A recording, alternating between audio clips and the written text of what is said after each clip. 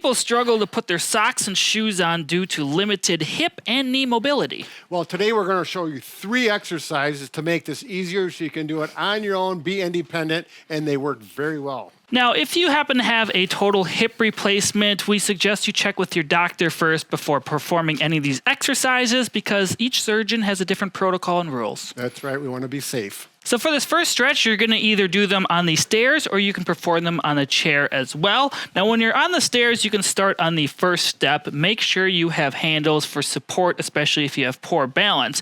Now, when you're doing this, you're just going to place your front leg on the bottom step, and you're going to start going forward, leaning into flexion of the knee as well as the hip. The benefit starting on the stairs is you can start lower like this and eventually over time work your way up. That's right. Now, if you're going to use a chair, you don't have the steps, it's important you have a good solid chair with armrest because that's going to be your handhold for your balance. So you're going to put your foot up and obviously put something on there if you don't want to wreck the furniture.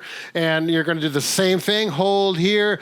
It actually gets your hip, your knee, and your ankle. So it's really a nice stretch. And you can actually what we call noodle or move the knee back and forth like this.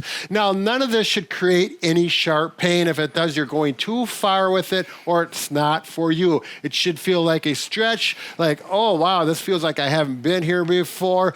And if you can go like this and it hurts, just don't go any farther. So use very good judgment. I would anticipate for a lot of people, they're not going to go like this the first time. It may be up to here and you're only going to get about this far over a period of time, maybe a week or so, you'll get a little bit farther and just be patient. Make sure you do both legs and you'll probably find one side is more flexible than the other. That is actually more common than not, so don't get excited about that.